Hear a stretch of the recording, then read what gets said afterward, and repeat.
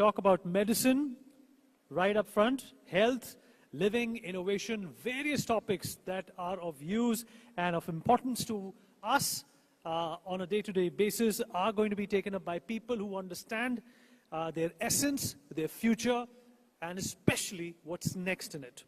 All right, I take the pleasure of introducing at this point in time Professor Jonathan Fleming, who's a professor, senior lecturer at MIT Sloan Management of School. But while I was speaking to him backstage, he also said that his day job is a venture capitalist. So, of course, this conversation, this chat, this address is going to be full of fun, a lot of knowledge. So grab your notepads and get ready for this next session with Professor Jonathan Fleming. Round of applause, please. Everybody's had lunch, some more energy.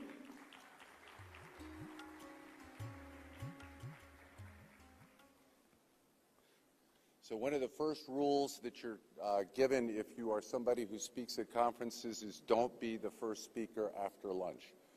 And so what I'm going to try to do in my brief talk is to stimulate you a little bit and get your blood going again and get you ready for some of the great sessions that are going to follow. The other thing I guess I would say is I always wanted to be an astronaut. And after having listened to Mike and Oleg, I still want to be an astronaut instead of what I am. And I want to thank the organizers not only for bringing me here to talk to you, but also for the opportunity to meet so many fabulous other speakers. So let's see if I can be up. I am. Let's see if I can make that work, and I can. So the first thing I wanted to do was just explain to you what I am doing here. So my journey actually begins in San Francisco. I'm the son of two hippies, and I was raised to make the world a better place. And it took me quite a bit of time to figure out exactly how to do that. Ultimately, I discovered the profession of venture capital. Venture capital is, I'm not the doctor, I'm not the scientist, I'm not the inventor, I'm not even the brilliant founders like some of the people that you saw this morning get up on stage. Really just the person who takes the ideas and the inventions of these people and organizes the right strategy, the right money, the right people to accomplish a specific task. And the beautiful thing about what I get to do is the ability to fulfill the injunction of my parents to make the world better, because the products and the services that these people develop that I work with, they save human lives. And many of them do fail. But in fact, those do succeed, and we have had a chance to save millions of lives with the products that have been invented over the last 30 or 40 years. I'm going to try to give you some inkling of what I think is going to come next. So this is a really important slide, only in that it symbolizes what's been happening in the world over the last 25 years. There's been a lot of talk about AI and about computation and obviously about the internet, but maybe the most important thing that happened now 35 years ago was the first sequencing of the human genome. For the very first time, we were able to actually decode the underlying source code of what it is that makes us human. That first effort cost the United States government $3 billion to do the first one. By the time we get to 2001, it's only going to cost us $100 million. Today, all of you can have your genome sequenced for hundreds of dollars. And the amount of data that that will put into the system about how human beings function and operate, both when we're healthy and when we're sick, is going to be as big and important as any of the other things that we've talked about today. And here in India, just as I heard from the gentleman who came from Uber, that we need to put more data in the system, India needs to put a lot more energy into creating the capability of sequencing the genomes of Indians. This sequencing of the human genome, this explosion of medical knowledge, has led to extraordinary accomplishments in healthcare, whether it's ability to find cures for HIV, for hepatitis C, for COVID, all of those things and many, many more have been a result of this explosion of scientific knowledge. And what it has done is it has lengthened our lives.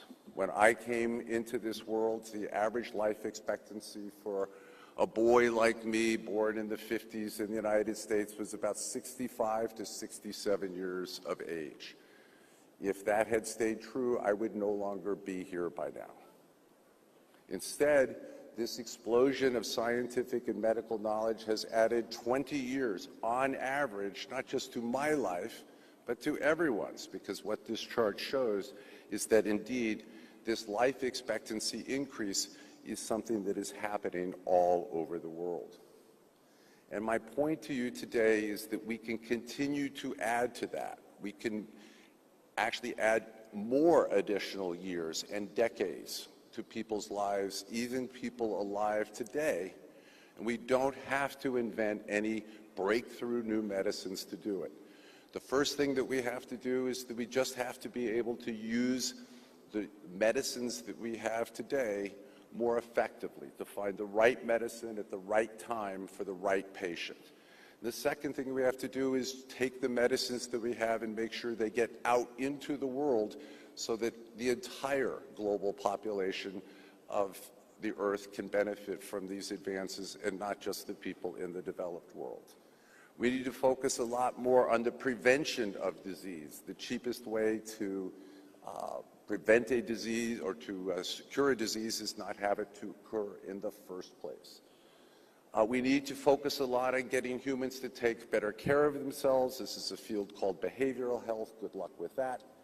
And we need to use technology to automate care. One of the most important things that's happened in the last few years in the field of medicine is the field of replacement parts. 4 years ago, I would not have been able to walk up these stairs to this podium because my knees were gone, essentially had no knees. Today, I stand before you with 2 knees that are made of titanium and that were printed by a 3D custom printer, and I can walk and run and chase my grandchildren like I was 40 years old. So one of the examples that I work on, the company is actually created by a Canadian Indian American out in Silicon Valley, takes the incredible complexity that we have today in treating cancer. Just to give you some idea, for solid tumors alone, there are over 246 drugs approved by the FDA to treat a patient. So if you are a doctor and you have a patient with cancer in front of you, you can do surgery, you can do radiation, you can do many different kinds of drugs. Which drug for which patient, under which circumstances, at which time? And this is a field where the promise of artificial intelligence is absolutely being realized, and these are products that are now being submitted to the FDA for approval. Robots. Robots are going to be incredibly important in the future in terms of getting care out of academic medical centers and into communities and homes where more advanced procedures can be done. This particular robot came it's being developed in Boston, out of MIT, and what it enables you to do is to put in a femoral line or a central line or an IV line in any setting, done by any human, anywhere.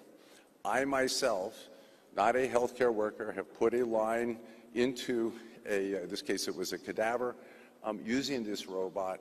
And so what this means is that instead of having to fly to Boston in order to have some advanced procedure, increasingly Boston will fly to you in the form of the robot. I mentioned screening and prevention. So there are 128,000 cases reported in India of cervical cancer every year. Last year there were 78,000 reported deaths. By comparison, in the United States, about 1,000. Almost all of the deaths of these young women are preventable, just through better screening and prevention. And the little device in the bottom right hand is another robotic AI-powered device that I've been working on here in India, which we are going to deploy throughout the country in order to bring this kind of screening and prevention that you get by going to the most advanced OBGYN in Boston into the home or into the rural clinic here in India. So the next mountain that we have to climb in healthcare is the brain. Diseases of the brain are going to be the ones that really start to kill us more as we get better and better at treating cardiovascular disease or diabetes. And addiction is going to be one of the major problems, at least in the United States, that we are grappling with. We had over 100,000 deaths last year just from overdoses. Depression, schizophrenia, Alzheimer's, Parkinson's, ALS, all of these are diseases that we are working on in the biotechnology and in the advanced medicine sector. But I have to say that we still have a very long journey in front of us. One of the areas where we do have incredible hope, and this hope comes directly from that first slide that I showed you about the cost of sequencing a human genome. So in the past, we have viewed diseases such as Alzheimer's or Parkinson's or ALS as a single disease. Like we used to say, you had cancer.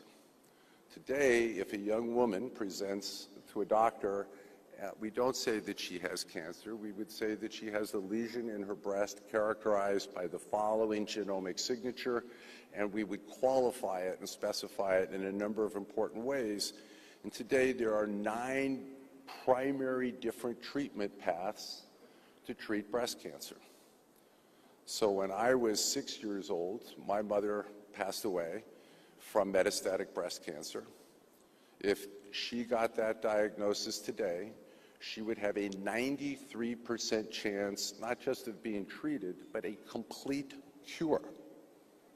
So taking that same approach of untangling a disease such as ALS and really understanding the different pathways, which different genetic mutations or different environmental pathogens start to create the cascade of disease, and treating them differently is going to be how we are going to unlock these diseases. And I am participating now in several global clinical trials with ALS patients where we're not trying to cure the entire population of ALS patients, but we have identified genetic subtypes of patients that we can cure. And we can cure them with these new genetic medicines that we develop in Boston. And we do have, for the very first time, genuine hope that getting an ALS diagnosis does not mean that you are not with us in 3 years. So this is maybe the most exciting area of the brain that I can talk about, because the others get a lot harder.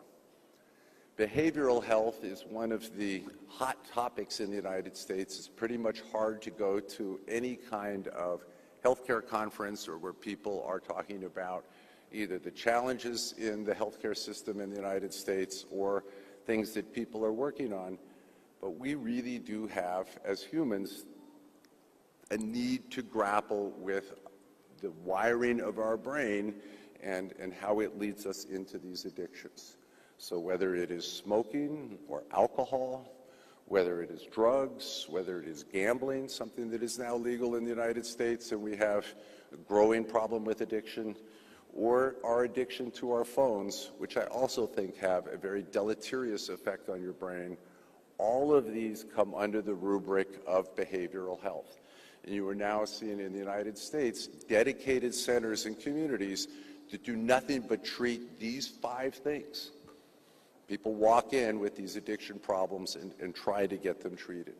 We have not had any success really developing new medicines against these addictions until very recently, and just by sort of observation, we have seen that patients who are on these GLP-1 drugs, these are the ones that help you lose the weight, turns out that patients on those drugs are also doing very, very well, not just in not eating, but in not smoking or not drinking or not gambling. I don't know about the phone thing.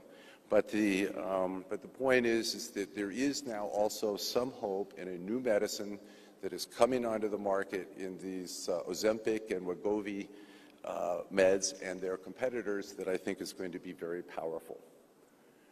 Hope for patients with PTSD. So I don't know if any of you have ever thought about what it's like to be a policeman or a firefighter or an ambulance driver, much less a soldier, and the kinds of horrific traumas that you have to deal with every day in your job.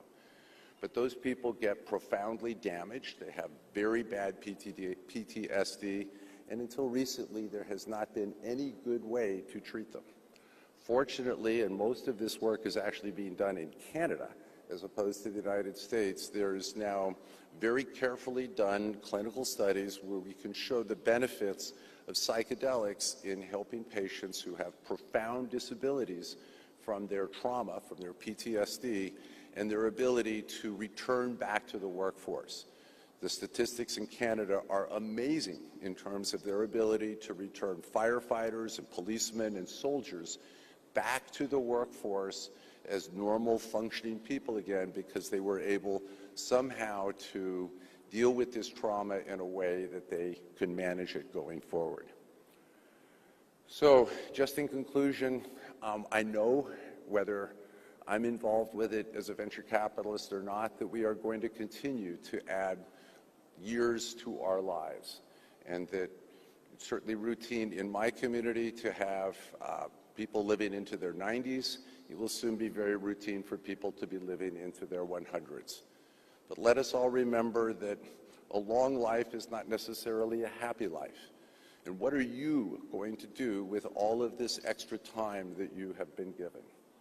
And for me, a happy life is one that is filled with purpose, with some mission, some goal, some project where I get to work with brilliant people or committed people, dedicated people in a team, because humans do love to work in teams, and work on something that is going to save a human life and make the world a better place.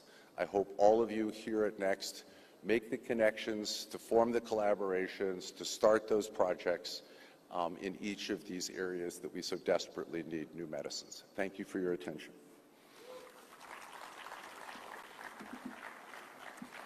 So I think I'm being joined up here. I'm going to be told what happens next.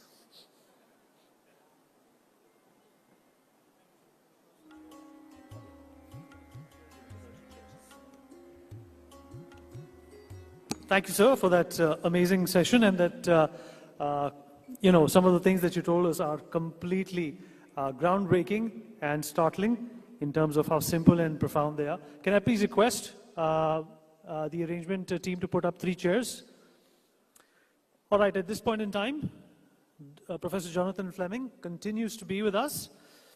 He's going to be speaking with Dr. Anne Liebert, adjunct senior lecturer, Faculty of Medicine and Health from the Sydney University. We also request the presence of Dr. Jitendra Kumar, MD, Biotechnology Industry Research Council, on the stage as well. And Professor Jonathan Fleming is going to be chairing this session. We're going to have another